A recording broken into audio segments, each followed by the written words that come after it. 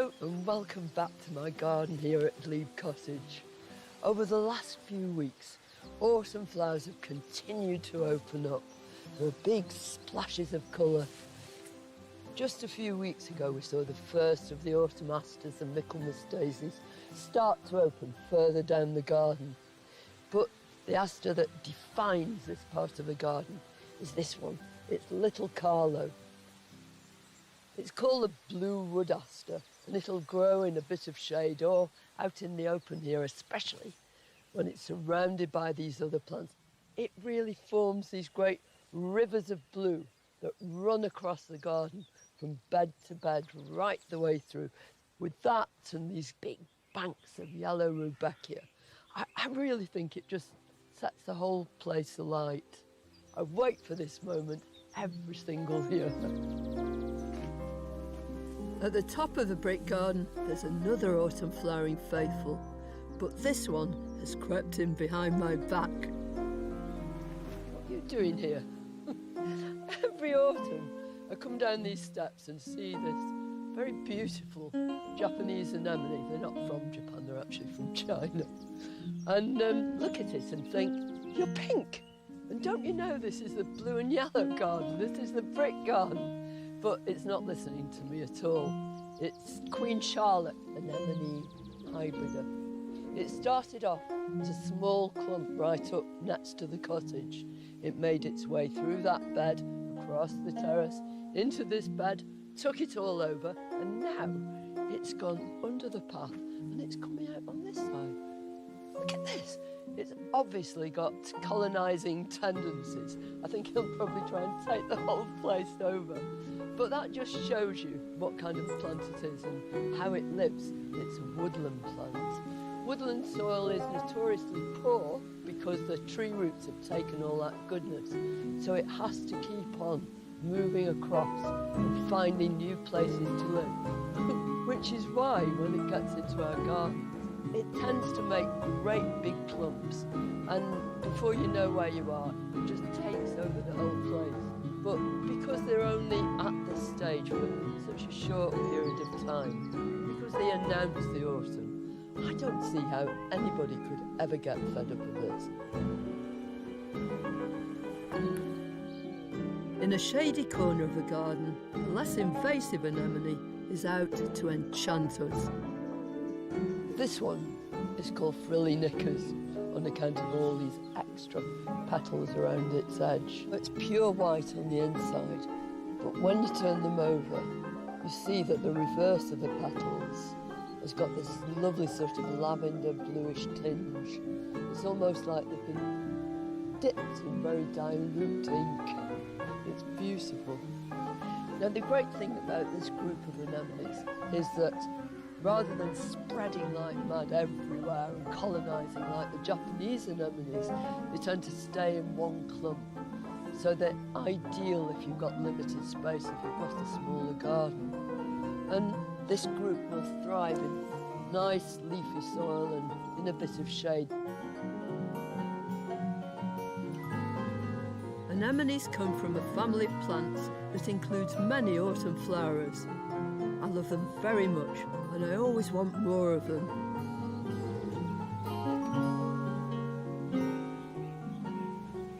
Don't you think this is so pretty? This is a brand new anemone.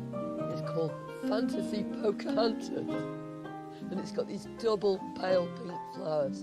But this is my all-time favourite. This is Anemone hybrida Honorine Chaubert. And it's one of the most common and yet one of the most special of all these autumn flowering anemones.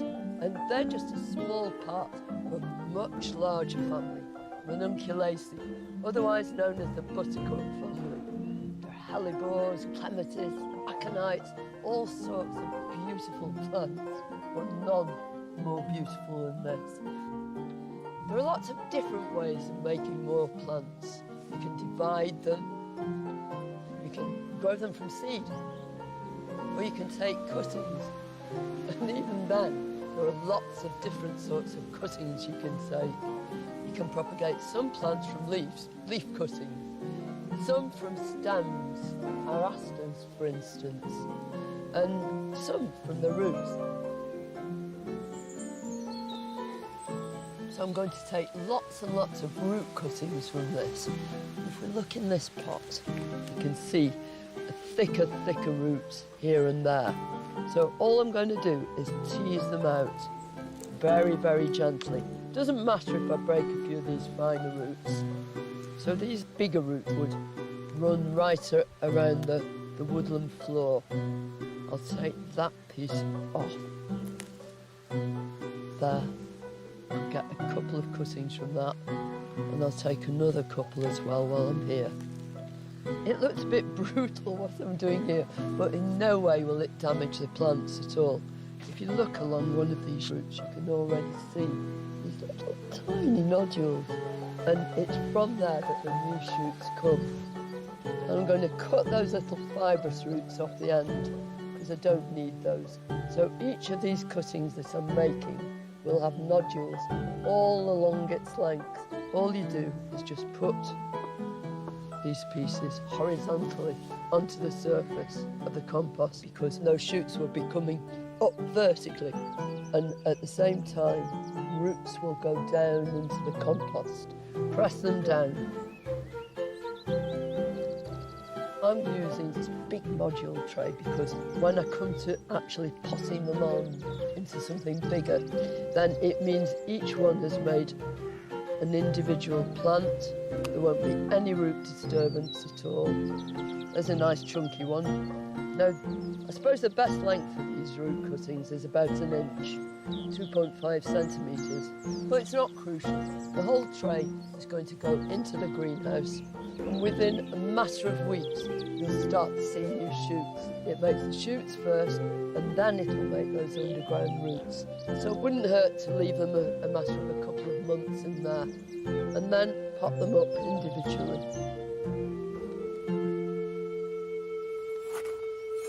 The reason I'm putting this grit over the surface of the cuttings to retain moisture, to keep the weeds down. But the most important thing is it's that weight that's going to keep them in close and intimate contact with the compost. Because if they're sitting proud of the compost, those nodules won't grow and the roots definitely won't. But that should do the trick. I think that's just enough. If you want to try taking anemone cuttings, take a few pieces of thicker roots with nodules.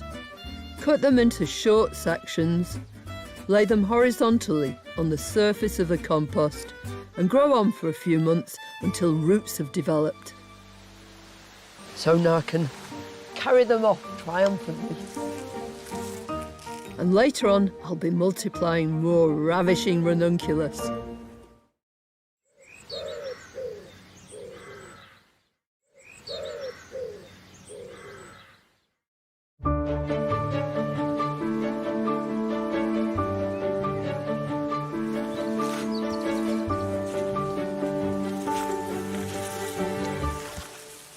As the sun shines down and lights up this rather dark corner of the garden, it throws into the spotlight this handsome plant. This is Aconitum carmichaelii.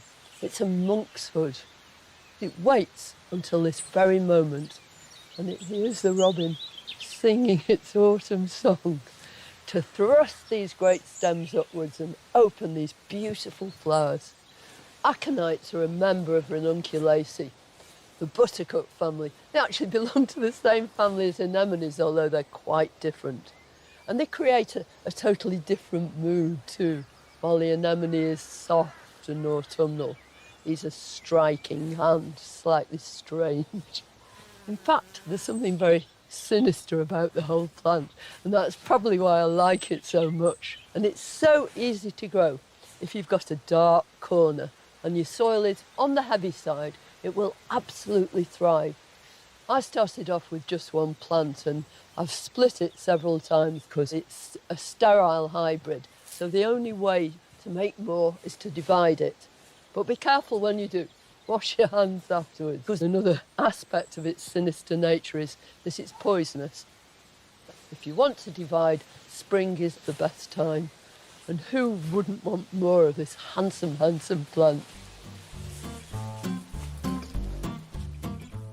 But some plants are ready for dividing now, especially perennials that flowered much earlier in the year and have now become dormant.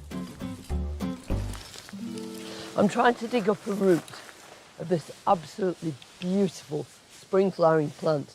It's in the buttercup family. It's called Ranunculus aconitifolius floriplano. So it's got these tall branching stems, and each one of them is endowed with this beautiful little white flower, just like a double white buttercup really. But this is exactly the right time of year to divide it. It's summer dormant. In other words, the whole growth goes back down into the roots. And if you dig it up when it's dormant, you've got a pretty good chance of pulling it apart and of making a whole load of new plants. And you can see by these thong-like roots, you can tell that it comes from damp meadows. It must pull all that moisture up and absolutely thrive in that kind of a place. And I can feel already it wants to fall apart. I think this is really going to work. I'll just plonk it in this convenient shrub. There we go. Look at that, it fills the whole thing. And then I'll take it off to divide it.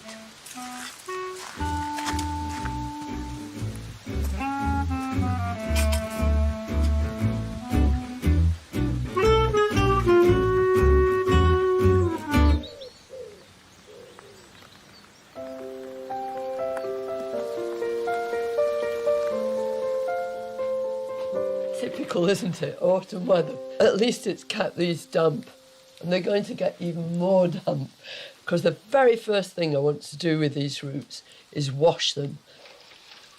I'm just going to work that water into the top, swish it around. It does look otherworldly at the moment. I think that's enough swishing. And this is the crunch point. So I'll get my fingers and thumbs in as much as I can and just try and use these old shoots to tease it apart. Oh look, I'm going to get a couple more out of here. I'll give it a slight twist as well.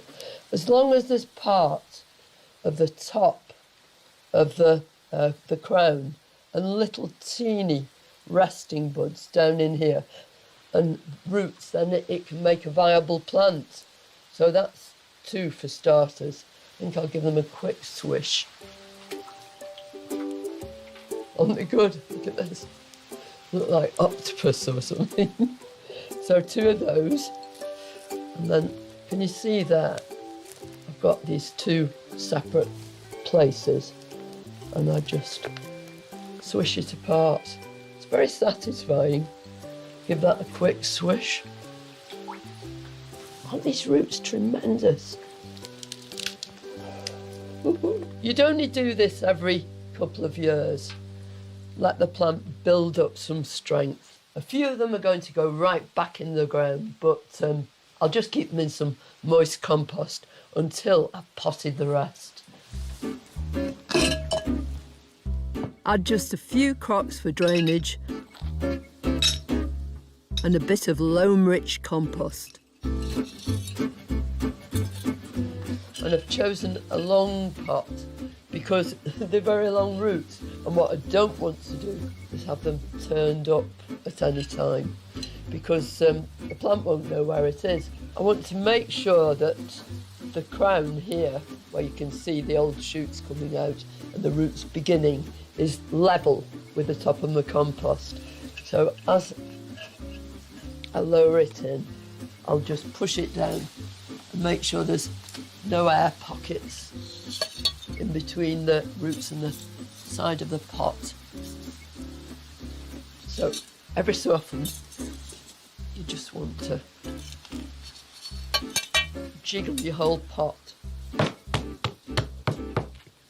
Push it down, keep hold of that bit, or you might lose your plants under the surface of the soil. That would never do. Here we go.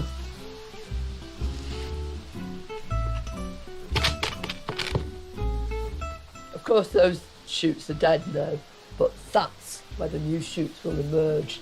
Probably about sort of March, April, we'll see these first green shoots coming up, and then these great big aconite-shaped leaves will come out, and then these wonderful sprays of flowers. I'm going to finish the whole thing off with grit, and that'll keep all that moisture underneath there, because these are plants that really need moisture. Definitely don't need any sort of special treatment, because the cold weather plants are totally hardy and they really love the moisture. I'll tell you what, I might not even need to water them and just leave them out in the rain. If you'd like to have a go at dividing a dormant perennial, give the roots a good wash. Divide so that each piece has a little crown, some resting buds and some roots. Use a deep pot and make sure your compost is level with the crown of the plant. Near the potting shed live some of the loveliest flowering plants in the garden, the peonies. This autumn weather is so unpredictable, but who cares when the sun comes out? It's lovely. In the spring, these plants are at their glamorous best. These enormous, great big pink flowers and lots of white petaloid bits in the centre, making it a real sort of powder puff. It's actually called Bowl of Beauty, and that describes it perfectly. It's utterly gorgeous. Until quite recently, there were only two kinds of peonies. There were herbaceous peonies, like this Bowl of Beauty, which just means they die right down to the ground, and over winter you can see nothing at all. And then there are tree peonies, which are actually a kind of shrub. But in the middle of the last century, a totally different peony was introduced, and I'm going to plant one of them today.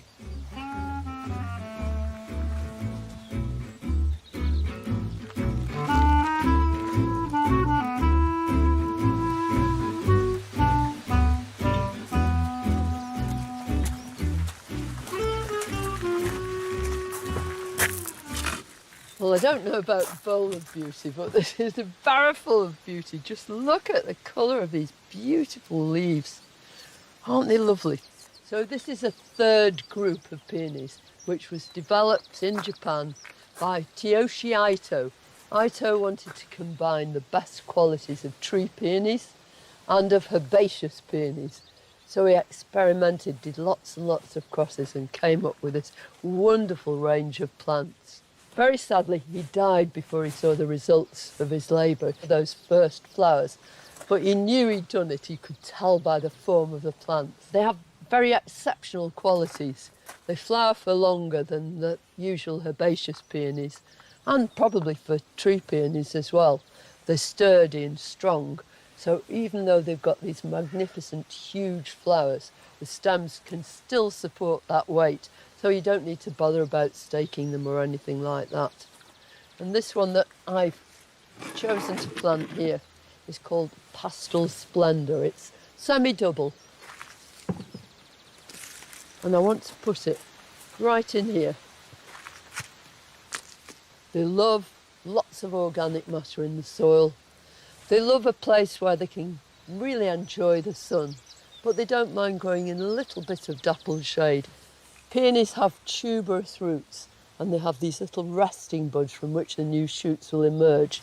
And if you put them any deeper than a couple of inches, then those buds can't develop, so you won't get flowers. You'll get some leaves, but no flowers at all. It's a great thing about raised beds. It's a really smashing way of making sure that your plants will truly thrive, and also it brings them up to your eye level. You feel much more immersed in your planting.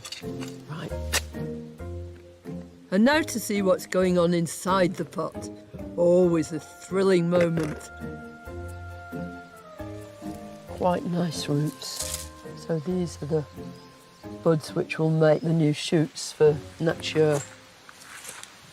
All that remains is to lower it into its planting hole, making sure it's level with the surrounding soil. And then refill with a mix of soil and compost. I always get excited when I see the first buds on my peonies. But next spring, I'm in for a special treat. Coming up, I take a trip to see a wild climber that scrambles all over the nation's embankments.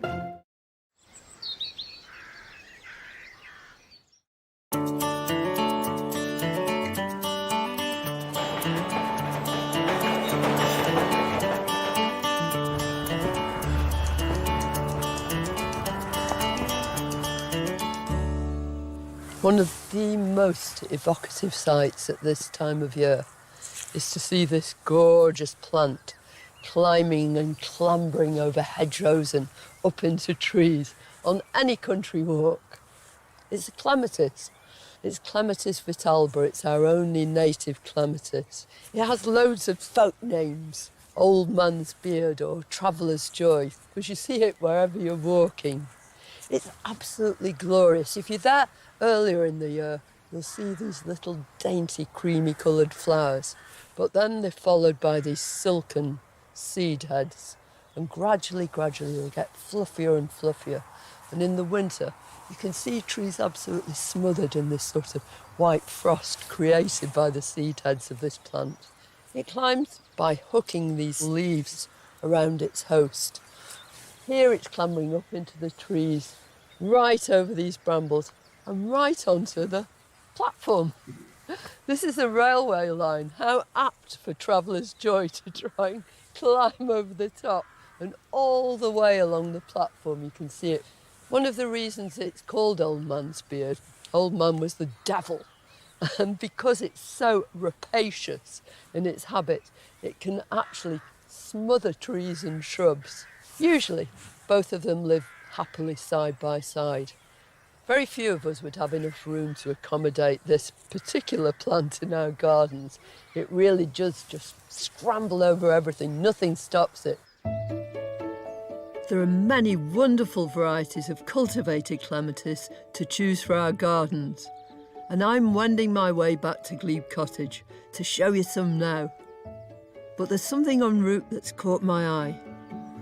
Look what I found as I'm walking along the platform.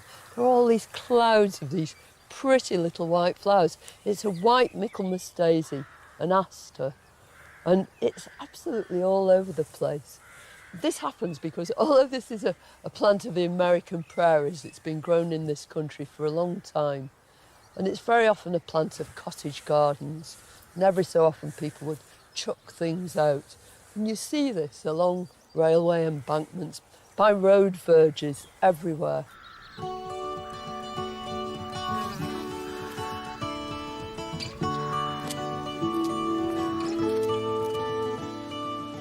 Over the years, I've had the joy of watching two of my autumn favourites become firm friends.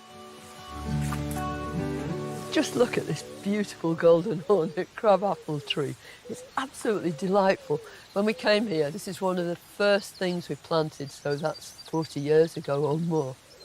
And I put it in just as a little sapling, and it grew and obviously loves living here. And every year it bears this abundant fruit. About 20 years ago, it suddenly dawned on me, this is the perfect place to grow clematis. So I planted Clematis huldine at its feet. It's got pearly white flowers, and the back of the flowers is soft, sort of lilac and grey. And there are hundreds of flowers on it, all tumbling down through these branches. I mean, all clematis needs a host. And this, I think, is a match made in heaven. But that's not the end of my matchmaking. I've chosen a new clematis that I know will help to unite two different parts of the garden. I just love it when you get to this stage, when you're surrounded by these plants, you're really immersed in them. It's what autumn's all about for me. And look at that. This is Harrington's pink. And then on the other side is this gorgeous aster with the dark stems and these big single blue daisies. That one's called Calliope. They come into their own at this time of year. The falling temperatures, the lower light, that's what actually initiates their flowering. I love growing this group of asters. Hugely good for butterflies. Red admirals by the score sort of descend on these clumps, as they do too on this one. But one of the reasons I'm here is I want to join Annie's garden. This is my eldest daughter's garden here, and it's blues and purples, with my youngest daughter Alice's garden, which is all pinks and whites. So I'm going to plant a clematis. They too are part of Ranunculaceae, the buttercup family, just like all those anemones. Some clematis varieties are still in flower now, and in years to come, I think they're really going to set each other off as you walk through here on a sunny autumnal day. I've chosen this pretty lilac blue variety, which will look perfect here. Which one would you choose?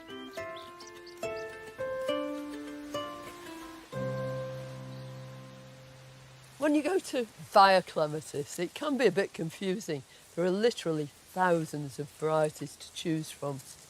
You want to choose something that's going to flower at the right time of year, and you want to choose something that's going to love the kind of space you can give it. But even if you've got a very limited space, even a balcony, you can easily grow a clematis in a pot, and you really make use of all that upward space. This is a clematis belonging to a new series called the Boulevard series, and she's called Diana's Delight. It doesn't matter what it is, they all enjoy the same sort of conditions. So the simple rule is roots in the shade, top in the sun, and make sure you plant it really, really well. And prepare your soil properly. I'm just going to extract some of the soil because I want a nice deep hole. When you're putting any plant in at all, but especially one like this, that's going to be here for a long time, and you really want to make it feel at home, and one with really good deep roots, and you want to excavate a hole that's at least twice the size of a root ball, probably up to 4 times. And what I want to do, although this soil is lovely, heavy stuff, just the kind of soil that clematis really adore, if I can just add some of this. This is straight off our compost heap, absolutely delicious stuff. And I'm going to add it to the soil that I've extracted. So a bit of that back in the hole, around the edge first of all. I think that's probably deep enough. But I hope this is going to work. Yeah. Now, can you see these lovely, big, thick roots? I mean, this is a young plant, and I think that's exactly the right sort of stage. It's going to love living in here. Look at it with the sun through it. Isn't that beautiful? And of course, it's going to climb much higher than this. It's going to be about, I don't know, 3 metres tall with a bit of luck. So lowering it down, that's not bad. It's just about the right level there, and I've already put a bit of good compost in underneath it. So this is the important bit. So now I've mixed it with the soil. It's a good texture too. It'll allow those roots to spread out gently into the soil around. When you're planting anything, that's vitally important. You must make sure that you prepare all that soil around. And look, there's a pulmonaria on the other side that's going to provide shade. And what's more, it'll provide shade for those roots all the year round because it's evergreen. So it's an ideal plant really for that position. And its top is definitely going to end up in the sun. And then really firm it in. This is a climber. If you're going to climb, you've got to have some sort of support. So at the moment, this is just attached by a series of ties to this bamboo cane. And that's how you usually buy a clematis. I'm going to put this onto a great big obelisk, but you can grow them up anything at all. This is not the easiest thing in the world to manipulate, but I'm going to give it a whirl. You haven't locked me up for going on about clematis. This is just this lovely iron frame that I have made to fit in a couple of pots at the top, and I think it's going to be ideal in here, providing I can get it in place. Here goes. Don't laugh.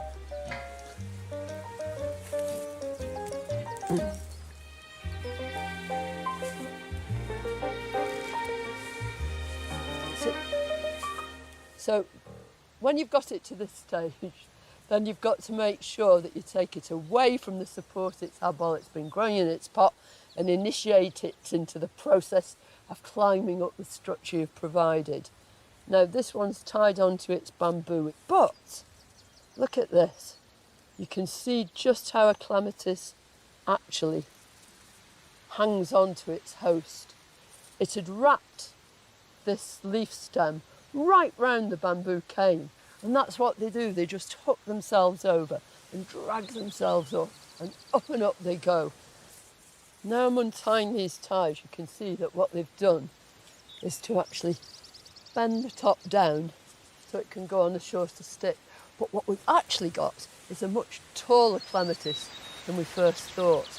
So I'll carefully take this cane out now.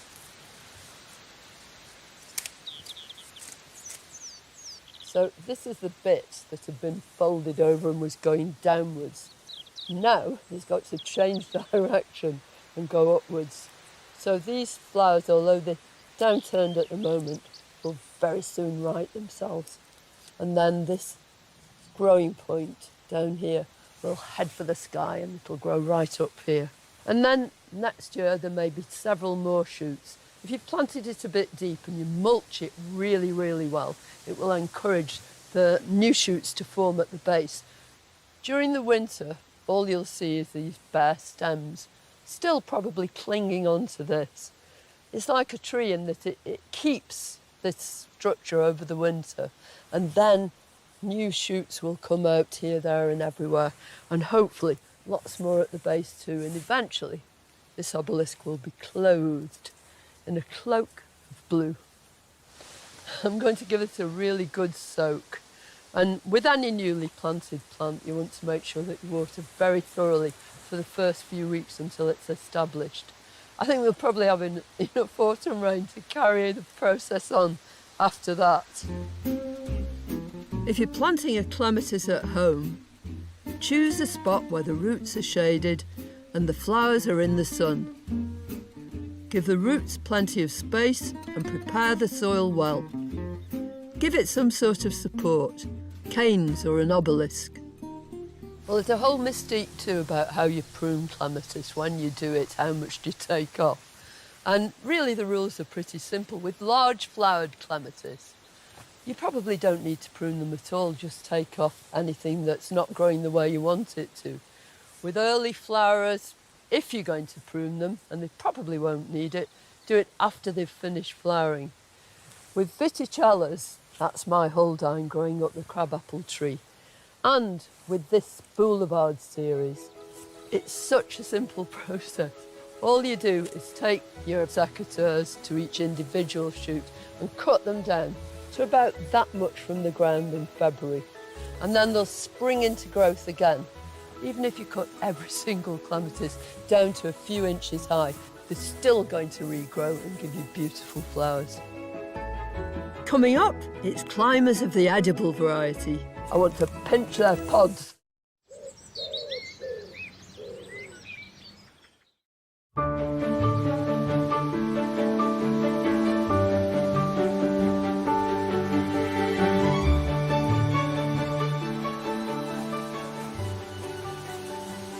Look at these lovely things, blowing in the breeze. This is a climbing bean, Meraviglia di Venice, marvel of Venice, and it has been marvellous too. Absolutely delicious early on when those pods are quite thin. You just cook it gently, slice it up and have it with dressing, and it is one of the most beautiful things. But it's also an incredibly beautiful plant. But that's not why I'm here, to admire their beauty. I want to pinch their pods. Oh, just pull that off. Look at that. You can just feel those beans right along the length. Now I'll dry these off. There are a few here too which are drier still. And then I'll pod them, take out those beans, store them when they're perfectly dry in a sort of cool but shady place. And next spring I'll sow them again and the whole cycle will start once more.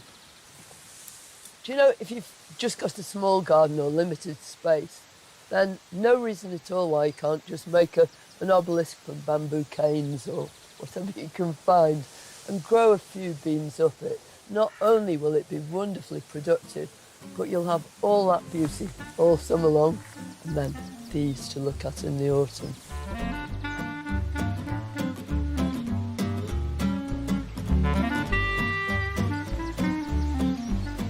So much of what we do in autumn is about preparing for the coming seasons. Some jobs are a real treat. What do you think I've got in here? It's not chocolates, it's something much better. It's alliums, these lovely, big, solid bulbs. This is an allium called Schubertii, and it makes these sort of fireworks, almost kind of Roman candles with shoots going out in every direction. At the end of each one of them is a little purple flower. It's magnificent. So I'm going to put some in this lovely concrete pot, but it's covered in moss here. And once we've enjoyed their spring display in these pots, and I've taken off the old flower heads, I'll probably plant them right out into the garden. I'll have them for years and years and years. They're already old friends. So I'm just going to put this gorgeous compost in here. There's loads of loam in this again because it's got to sustain these bulbs and make sure that they make these big starbursts in the spring. And I think I'll probably only get about 5 in here. And I'm just going to push them straight in there. Pointy end up and the base plate underneath where the roots are going to come. Aren't they lovely? Can you see the new bulb underneath here? So this outer casing will just fall away and they'll swell and be utterly gorgeous. Now, because they've all got a fairly big spherical head, I can't put any more than 5 in here or they'd be competing with each other. And then all I do is put some more compost right over the top. I love doing this. I mean, it's such a really gusty, windy day, but I just feel as though I'm settling these down and they can spend the winter nestled down in there until they come up in the spring and give us all a wonderful surprise. Enjoy yourselves. Have a nice sleep.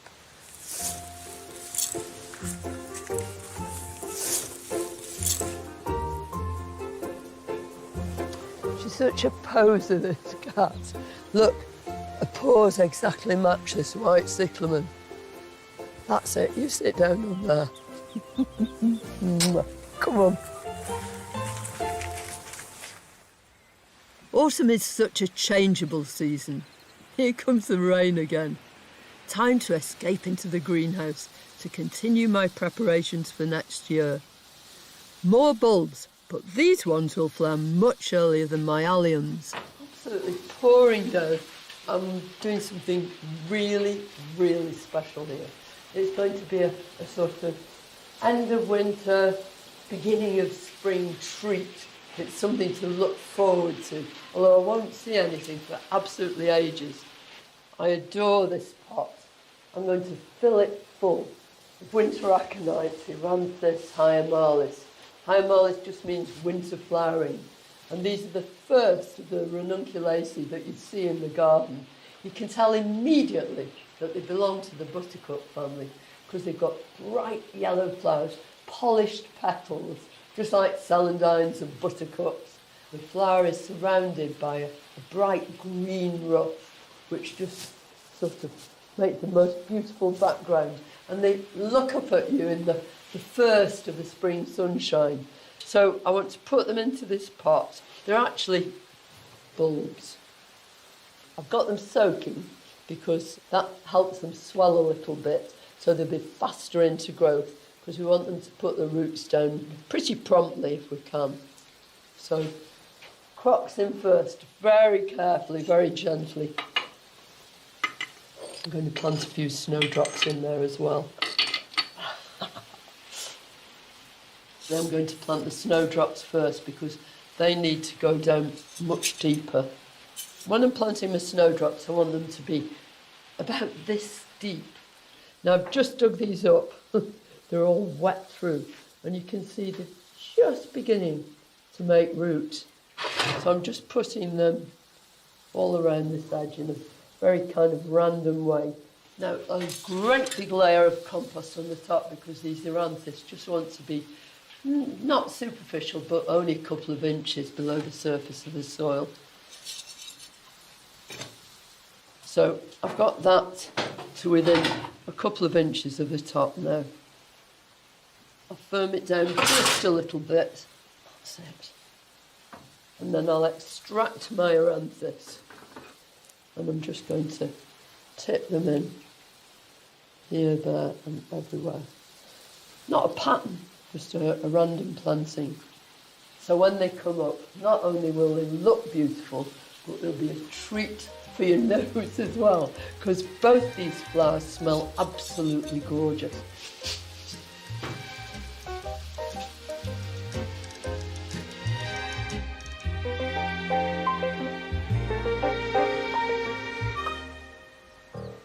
Next time, if you think all brown stuff is the same, think again. I'm the king of the castle. I'll be showing you how to make your own gorgeous leaf mould. I'm the queen of the leaf mould heap. And I've got a good idea for a strawberry planter that's been gathering dust here for ages. Look at that. What a beautiful pot.